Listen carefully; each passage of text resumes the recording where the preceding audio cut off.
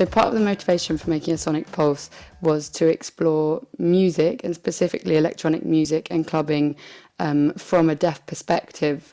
So understanding how deaf people experience music and rhythm.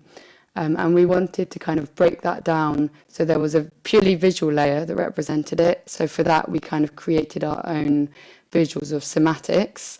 And then we wanted to also just portray the experience of clubbing, where you get this great sense of everybody kind of coming together on the dance floor, and experiencing the music as one, and looking at how this forms kind of community and a sense of unity.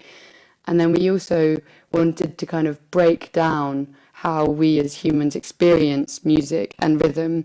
So we filmed a deaf musical workshop, which basically, it breaks music down into the different elements so that you understand the rhythm and the pace, but also how tone works, which really gets to the heart of why music is this universal language that we can all experience and that can bring us all together.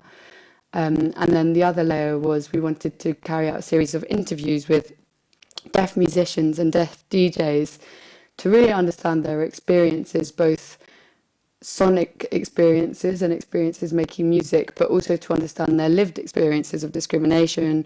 So, for example, Troy Lee, who founded Deaf Rave, speaks about not being let into a nightclub because he and his friends were all using British Sign Language.